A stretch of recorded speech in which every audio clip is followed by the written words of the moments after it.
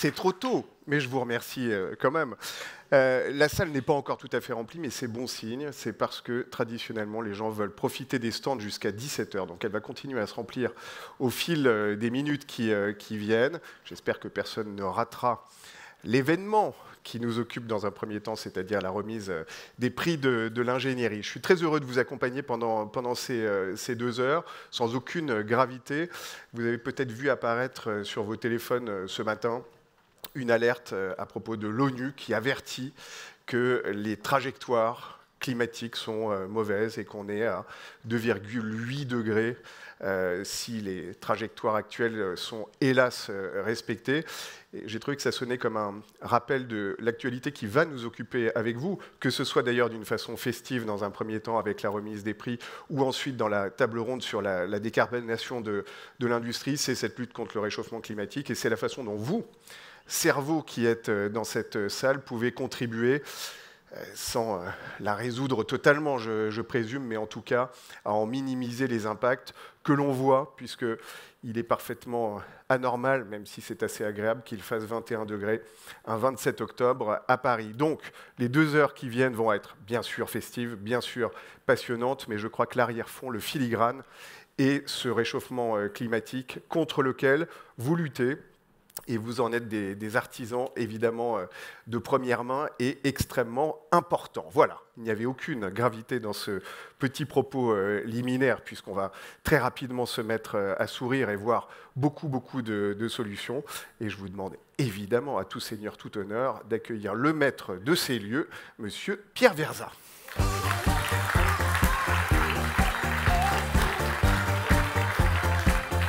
Bonjour Emmanuel. Comment ça va, Pierre ? Bah ça va, mais enfin, vous avez cassé un peu l'ambiance. Oh non, je suis vraiment confus. Alors, ouais. J'aurais tendance à dire, grâce à l'ingénierie, on ne fera pas de degré 8. C'est un engagement qu'on va prendre. Et je serai encore là en 2050 pour vérifier si les jeunes ingénieurs ont réussi à le faire. Le message est transmis à l'ONU. Bon, on merci. va immédiatement leur dire. Ouais. Plus sérieusement, on est très content de vous retrouver pour ce 21e Meet Ingé, qui doit être le 4e ou le 5e, je ne sais plus, dans cet endroit qui est très sympa. Alors chaque année, on pousse un peu les murs. Il faudra qu'on les repousse encore un petit peu, puisqu'on a 20% d'entreprises en plus qui sont venues, et puis 20% d'étudiants aussi. Et puis 20% de stages et de jobs proposés, puisqu'on est à 900 stages et jobs proposés. Et c'est intéressant pour une profession qui reste très dynamique. La profession de l'ingénierie, c'est 73 000 entreprises en France, c'est 80 000 recrutements par an. On a voulu cette année donner plus d'épaisseur à l'événement parce que c'est aussi original. Ce n'est pas juste un forum de recrutement, c'est aussi une rencontre des acteurs de la profession. On leur donne rendez-vous une fois en juin pour l'Assemblée Générale et puis une fois en octobre pour le Meet Ingé. Et donc on a voulu mélanger avec des tables rondes, avec des plénières. Et on a pu attirer plus de nos adhérents pour qu'ils se rendent compte non seulement de la vie et de la jeunesse qui est intéressée par nos métiers, et puis également de tout ce qu'on est en train de faire, dont une partie effectivement est engagée sur la lutte contre le réchauffement climatique. Mais il ne faut pas oublier la résilience, parce que ce qui va nous tomber dessus, c'est d'abord les changements climatiques avant l'augmentation générale de la température, et donc c'est demain qu'il faut résister aux crues, qu'il faut résister aux tornades, etc. Mais voilà, ça c'était l'introduction. On commence par la remise des prix, effectivement. On va commencer par le Grand Prix national de l'ingénierie. Le Grand Prix national de l'ingénierie que nous remettons depuis 2006 en partenariat avec 2 ministères. Alors il faut que j'essaye de me souvenir de leur nom parce qu'ils changent à chaque gouvernement. Donc il y a le ministère de la Transition écologique et... J'ai oublié, ça y est. Et de la cohésion des territoires. Voilà. C'est la cohésion des territoires qui a été rajoutée récemment. Le ministère de l'économie, des finances et de la souveraineté numérique et industrielle, ou industrielle et numérique, c'est bon. Voilà. Appelons ça Bercy, pour faire court. Ce qui prouve que, en fait, le périmètre et la charge de travail et les ambitions du gouvernement sont croissantes, et donc ça se retrouve dans le nom de leur ministère, mais ça leur donne pas mal de challenges. Alors ce Grand Prix, on l'a effectivement organisé depuis 2006 avec eux. C'était l'occasion, et on en reparlait avec Paul Delduc tout à l'heure, l'idée c'était de valoriser ce métier de l'ingénierie. Parce qu'effectivement, il y a un grand prix de l'architecture, il y a un grand prix de l'urbaniste, il n'y avait pas de grand prix de l'ingénieur et de l'ingénierie. Et l'ingénierie est, on en reparlera, une activité qui n'est pas forcément bien comprise y compris même par les jeunes étudiants, même en école d'ingénieur, mais également par les pouvoirs publics ou le grand public. Alors, GPNI un petit peu spécial, puisque 2022, En 2022, on juge des projets qui sont terminés en 2020-2021. Je ne sais pas pourquoi, mais en 2020-2021, on était occupé par plein d'autres choses. Donc on a eu un peu des soucis qu'on a bien rattrapés. Mais du coup, on a beaucoup travaillé et il n'y a pas eu beaucoup de temps consacré à dire tiens, au fond, ce projet pourrait être valable pour le présenter au GPNI. C'est presque bon signe. C'est bon signe, parce qu'on a quand même eu un gros surcroît d'activité. Et d'ailleurs, ça se retrouve dans notre présence active. Pourquoi est-ce qu'il y a 20% d'entreprises en plus? C'est que nous recrutons tous comme des malades. Donc on est très occupés. Et ça se retrouve dans le nombre de candidatures. On a eu moins de candidatures. Et donc, on a préféré ne remettre qu'un seul prix. Et donc, on va cette année remettre le très, très grand prix national de l'ingénierie, toute catégorie, pour valoriser finalement ce qui fait l'excellence de cette profession, le goût de la belle ouvrage, de la belle conception, diraient certains, mais également de la belle réalisation pour le bien commun, pour le bien des populations que nous servons et dans une perspective de durabilité qui nous occupe depuis déjà très très longtemps, mais on aura l'occasion d'en reparler. Ayant dit ça, il faut que je cède la parole, c'est ça? Mais certainement, on va tous les deux céder la parole à deux éminentes personnalités des deux ministères dont vous avez retenu les appellations entières. Donc là, franchement, c'est dire, vous méritez votre poste de président. Hein, ça semble extrêmement clair. Le président du jury, qui est Paul Delduc, et Serge Catoire, que je vous demande évidemment d'accueillir chaleureusement. Et on se retrouve tout à l'heure, Pierre. Messieurs, je vous cède le pupitre. Bonjour à tous. Alors, Pierre Verza a dit à peu près tout ce que j'avais prévu de dire, donc ça va être très très court. Alors que l'Inspection générale de l'environnement et du développement durable, donc c'est l'inspection de ce ministère qui s'occupe de l'aménagement, du transport, du logement, des sujets qui vous intéressent, je pense, pour la plupart. C'est une maison dans laquelle il y a à peu près la moitié d'ingénieurs. Voilà, donc c'est une maison qui est quand même très tournée vers l'ingénieur et la culture de l'ingénieur. Et puis Pierre a rappelé, c'est cette volonté qu'on avait eue et qu'on a toujours de mettre en valeur des professions qui passent un petit peu sous les radars, il faut le dire, hein, parce qu'on n'a pas le même genre de figure pour nous porter toujours, même si les professions accomplissent des exploits. Le Grand Prix, donc cette année, Pierre l'a dit aussi, peu de candidats, mais c'est vrai que ça ne veut pas dire qu'il n'y avait pas de bons candidats, mais il y en avait peu. Et les circonstances économiques, le post-Covid, tout ça est à l'origine de cette situation. Le jury, je rappelle juste qu'il est composé, pour laisser ça en tête, de gens qui représentent nos deux ministères. Donc le ministère, on va dire, plutôt chargé de l'industrie et puis la partie plutôt chargée de l'aménagement du territoire. Il y a aussi, bien sûr, des représentants de Syntec Ingénierie, des journalistes et des personnalités qualifiées. Alors, on va chercher des gens, par exemple, au CEREMA ou au CSTB pour avoir des profils qui permettent d'avoir un regard assez critique sur les projets. Voilà, je crois que c'est tout ce que je voulais dire en introduction avant qu'on passe... Mais je reviens dans ce cas. Voilà. Ce cru, simplement, parlons-en en quelques mots, avant d'annoncer le lauréat.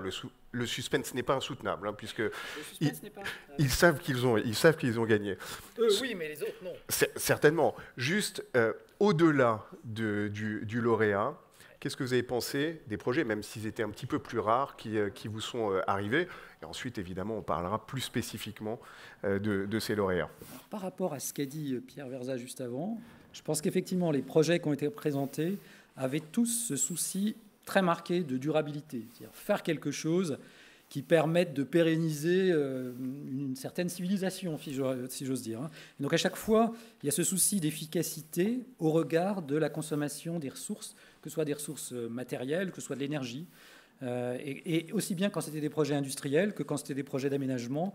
Voilà, je pense qu'il y a cette infusion dans le monde de l'ingénierie du développement durable, je reprends un vocabulaire ancien parce qu'il y a aussi les questions sociales qui sont sous-jacentes et économiques malgré tout, elle est très forte et c'était très marqué. Donc ça vous fait plaisir pour le coup. Serge Catoire, peut-être vous pouvez compléter ce que vient de dire Paul Delduc. Oui, c'est clairement un point essentiel, à la fois tout ce qui a trait aux projets innovants et imaginatifs en matière d'économie, d'énergie et de protection de l'environnement, et aussi tout ce qui a trait à l'amélioration de l'efficacité pour aboutir à ce résultat.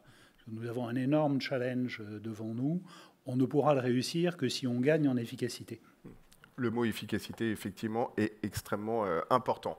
Je vous laisse, monsieur le président du jury, annoncer les lauréats qui ne vont pas monter tout de suite sur scène parce qu'on regardera d'abord un petit film, mais je vous laisse d'abord les annoncer. Les lauréats sont l'équipe d'Ingérop qui a travaillé pour un quartier bas carbone, le village des athlètes en 2024. Et je crois qu'on peut les applaudir, évidemment.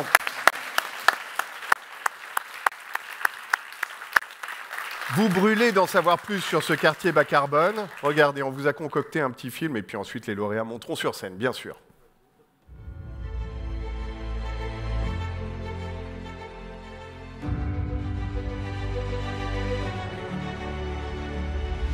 Le village des athlètes accueillera les sportifs durant toute la période des Jeux olympiques et paralympiques 2024 à Paris. Il laissera ensuite place à un quartier de ville durable avec des logements, des commerces, des équipements et des espaces verts.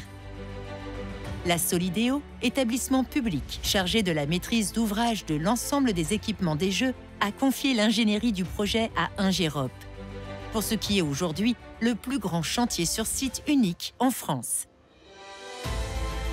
Ce projet s'étend sur 52 hectares, dont 15 hectares d'espace public. C'est un projet que nous avons voulu comme un modèle de ville durable et confortable et qui va accueillir à partir de 2025 6 000 habitants et 6 000 employés avec des commerces, des activités, des équipements publics. Bien évidemment, c'est aussi le lieu qui accueillera l'ensemble des athlètes et des para-athlètes pour les Jeux olympiques et paralympiques de Paris 2024. Usuellement, on faisait un village olympique qui, à terme, devenait un quartier. Aujourd'hui, le village, il est conçu comme un quartier qui se trouve accueillir un événement planétaire qui sera les Jeux olympiques. On a complètement retourné la problématique. Un projet de cette ampleur, normalement, c'est entre 10 et 15 ans de gestation. On a commencé à réfléchir en 2016 pour accueillir les Jeux. 6 ans se sont passés et les grues sont là, les immeubles montent, les espaces publics se construisent. Deuxièmement, on voulait être à la hauteur de l'enjeu. On voulait refaire des Jeux plus propres, plus durables. On instruit des nouvelles méthodes, ce qui, dans un contexte de timing tendu, se relève du double enjeu, être bon et être rapide. Il est innovant sur les ambitions environnementales qui sont poussées au maximum de tout ce qu'on peut faire et surtout les critères, là où habituellement, on va juste pousser 1 ou 2 critères dans un temps extrêmement contraint. En termes d'ingénierie, on est déjà sur un territoire complexe. C'est très riche de son passé industriel. Donc on a des gros sujets en termes de pollution, de forme de terrain qui n'est pas du tout adaptée à une vie urbaine. On avait aussi un quartier qui tournait un peu le dos à la Seine, donc il a fallu en fait retourner complètement le quartier. On a exploité la proximité de la Seine pour proposer de mettre en place une logistique fluviale pour le chantier. On réemploie tous nos déblais en remblais, on produit 75% de notre terre végétale à partir du site. Il faut que le village soit accessible aux athlètes olympiques et paralympiques, donc un travail très fin sur le nivellement, sur le mobilier et sur le contraste des couleurs pour toutes les personnes avec déficience visuelle. On peut citer par exemple toute la démarche autour de la réversibilité des bâtiments, comment concevoir très en amont des projets qui puissent être réversibles entre la phase des athlètes et le village de demain. On a pu proposer en solution d'ingénierie des salles de bain provisoires dans les bâtiments de bureaux qui puissent être récupérables à la fin des travaux, comme par exemple la salle de bain de Teddy Riner qui serait récupérée pour une future opération.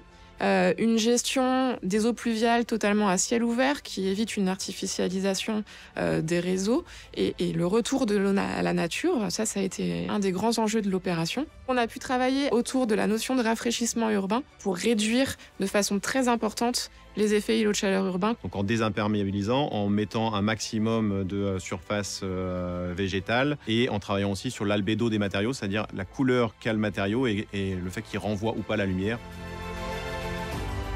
Le quartier du village olympique et paralympique est un véritable démonstrateur de toutes les technologies qui feront la ville de demain. Nos pratiques d'ingénierie, elles ont été bousculées. On a vu qu'on est capable de sortir des projets urbains exemplaires d'un point de vue environnemental dans des délais beaucoup plus contraints et du coup aussi plus compatibles avec la lutte contre le changement climatique. On a fait notre propre Jeux olympiques de l'ingénierie pour y arriver. Voilà. Vous parliez d'efficacité, Serge Catoire. Là, je crois qu'on est complètement dans l'efficacité. Vous les avez aimés dans le film, vous allez les adorer sur scène. Je vous demande d'accueillir une partie de l'équipe d'Ingérop.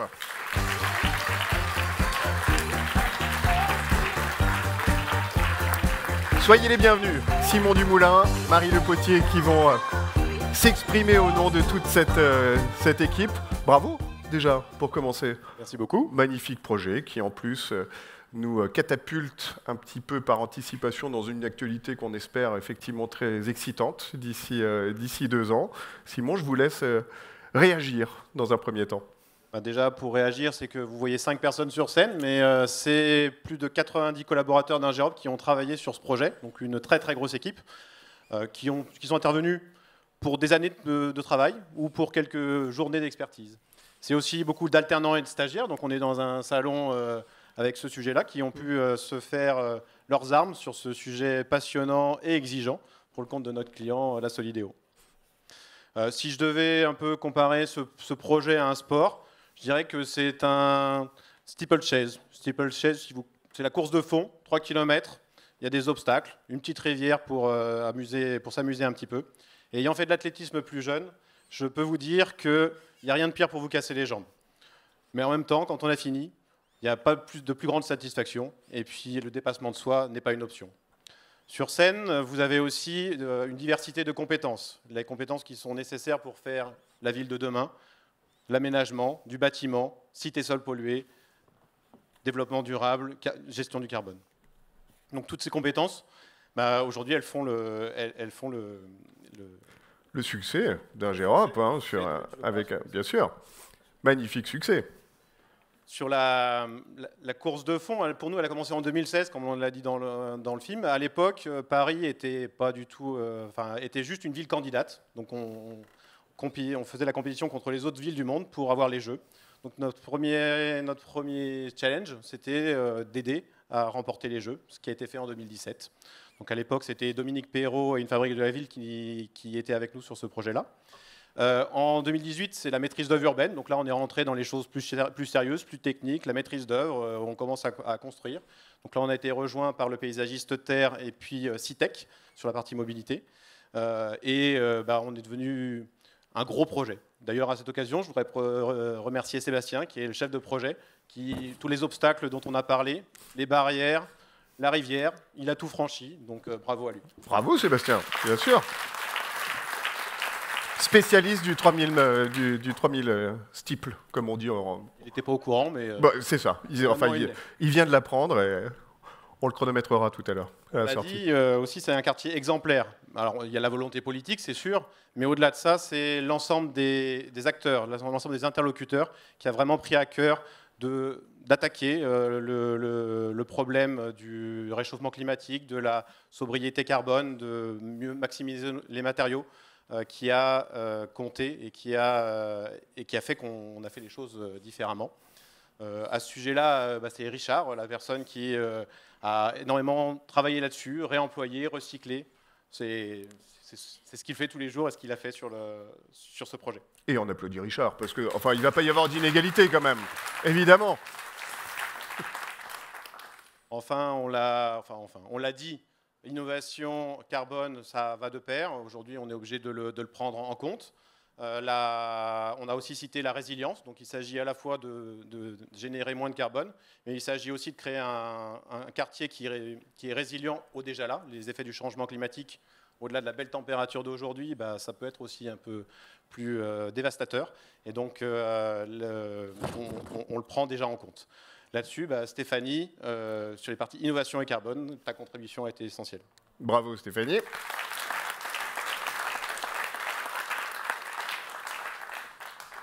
Et vous l'aurez compris, c'est un travail d'équipe. Donc, pour conclure cette intervention, je vais laisser la parole à Marie, qui intervient depuis 2016, toujours avec le même enthousiasme sur ce projet. Merci beaucoup, Simon. Aujourd'hui, en fait, nous a été confié la tâche de convertir un ancien territoire industriel en quartier urbain qui devra être l'image et la vitrine du savoir-faire de l'ingénierie et de la construction française. Quand on nous a dit ça, on se dit « waouh, l'enjeu ». Aujourd'hui, en fait, on a réfléchi le projet en 2 temps, on en a parlé dans la vidéo, mais si le quartier accueille pour une phase éphémère des Jeux Olympiques, on a surtout réfléchi à un quartier pour les habitants de demain. Ingerop aussi a su mettre en valeur l'ensemble de ses savoir-faire techniques et on en est extrêmement fiers. Je pense que toutes les équipes ici le sont et on pourra vous en témoigner plus tard. Mais en tout cas, on est content, très très très heureux de ça et de pouvoir mener aussi cette opération à bien depuis la feuille blanche, comme l'a dit Simon, depuis 2016 et jusqu'à la réception des travaux qui arriveront en 2024. Voilà. Donc on tient à remercier le jury pour son choix, à remercier bien entendu l'ensemble des collaborateurs d'Ingérop qui ont travaillé sur ce projet, à remercier Dominique Perrault pour la confiance qu'il nous a accordée et pour nous avoir emmenés avec lui dans l'aventure. Et enfin, nous remercions bien évidemment la Solidéo pour sa confiance. Voilà. Merci beaucoup, Marie. Messieurs, je sais que vous brûlez d'impatience de prendre possession de ce trophée et de ce diplôme. Mais d'abord, je vous invite évidemment à nous expliquer pourquoi ce choix. Paul, peut-être en premier. Ça coule un peu de source. Maintenant que vous les avez entendus, je pense que vous avez compris pourquoi on les a choisis. Ils sont au cœur des enjeux d'aujourd'hui. Ils introduisent les compétences et l'excellence des ingénieurs dans un milieu où il y a aussi tout un tas d'autres professions et ils s'articulent avec eux pour trouver les meilleures solutions pour fabriquer la ville de demain, tout ça avec toutes ces solutions qui ont été dites, l'infiltration de l'eau à la parcelle, la réversibilité des usages, la gestion des remblais, des blés, c'est un truc très important en fait, et des terres, enfin toutes ces choses-là ont un impact très important sur la performance de l'ensemble. Donc voilà, et tout ça dans un endroit qui va effectivement être la vitrine. Donc c'est un projet qui va donner à voir ce que les ingénieurs français sont capables de faire à la terre entière. Donc c'était, voilà, je pense que ça méritait largement le Grand Prix. Merci Paul. Serge Catoire. Merci beaucoup. Écoutez, pour le prix industrie, pour le volet industrie du prix de l'ingénierie, nous avons abouti à un constat agréable et un constat moins agréable. Le constat agréable, c'est que les bureaux d'études assortis du Covid ont été absolument saturés par leurs commandes. Et étant saturés par leurs commandes, ils ont eu très peu de temps pour déposer très peu de dossiers. Donc le constat moins agréable, c'est que nous n'étions pas en état d'attribuer un prix de l'ingénierie. Donc pour l'année à venir, nous avons deux souhaits. L'un, c'est que la partie agréable reste. Nous souhaitons au bureau d'études ingénierie, en particulier sur le volet industrie, d'être encore plus noyés sur les commandes qu'ils l'ont été cette année. Ça, c'est le premier souhait. Le deuxième souhait, c'est que néanmoins, ils trouvent du temps pour déposer des dossiers nombreux et bons. Et en particulier, nous aurions un souhait particulier. Nous avons un gros enjeu tous dans le domaine du bâtiment, qui est la rénovation énergétique, l'efficacité énergétique. Pour qu'on y arrive, il faut des gains de productivité, des gains de coûts. Et donc, tous les dossiers qui porteront sur l'industrialisation de la rénovation énergétique et sur les gains de coûts et l'efficacité dans ce volet seront tout particulièrement les bienvenus, les autres aussi d'ailleurs. Merci à tous. Merci beaucoup, Serge Catoire. Paul Delduc, je vous laisse donc aller remettre le prix. Voyons qui vous allez choisir. Le chef de projet, le spécialiste du 3000 mètres steeple, Sébastien et Serge Catoire. Je vous laisse remettre le diplôme. Pareil, vous choisissez. Voilà, très bien.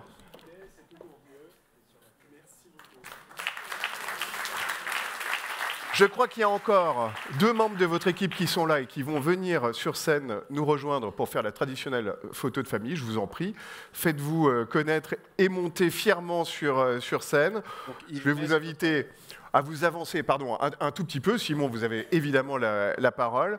Et messieurs, vous pouvez vous mettre à leur côté pour la photo de famille. Simon. Donc juste Yves Metz, notre président. Et Karine Dunogier, qui est la directrice du métier de la ville et aussi ancienne,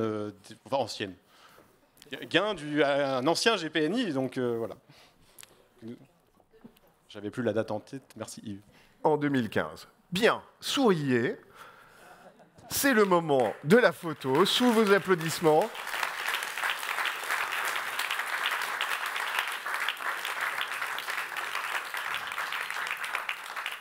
Merci infiniment à tous. Je vous laisse regagner vos places pour assister au prix de l'ingénieur du futur. J'en profite pour saluer votre enthousiasme et votre sourire. Ça fait énormément de bien. Pierre Verza va venir me rejoindre une fois que les escaliers ne seront plus occupés pour passer justement à ces prix de l'ingénieur du futur. Vous avez votre micro personnel qui est issu. On n'est plus au temps du Covid. Vous vous souvenez, l'an dernier, il y avait des masques partout, etc. On nettoyait à chaque fois. C'est terrible. C'est beau. C'est beau, ce projet. Ouais. Un petit regret, on aurait aimé avoir sur le film en même temps s'afficher les tonnes de carbone économisées. Alors celles qui sont quand même consommées, parce qu'il y a quand même un peu de béton, donc il y a forcément un peu de... Et puis celles qu'on aurait économisées, effectivement, qui s'afficheraient en vert, ça sera ça sera l'ambition pour le prochain prix, c'est d'avoir ce niveau de détail pour les candidats et peser aussi pas uniquement l'argent, mais le carbone de leur projet. Ouais. En tout cas, une très belle édition. Je note les appels à l'année prochaine et on travaille déjà au niveau de Syntec Ingénierie avec Paul et Serge sur justement comment avoir plus de candidats l'année prochaine, définir des catégories et les objectifs de ce prix pour en faire vraiment un phare de la valorisation du métier de l'ingénierie. C'est déjà le cas, c'est déjà un phare. C'est déjà un phare, mais on voudrait que ça soit encore plus un phare, que la lumière porte plus loin. D'accord. On passe maintenant à la jeunesse. Alors ça, c'est l'autre côté du phare. C'est que pour qu'il y ait des gagnants du GPNI, il faut qu'il y ait des jeunes qui soient rentrés dans ce métier avec la même passion que ceux qu'on a vus sur scène.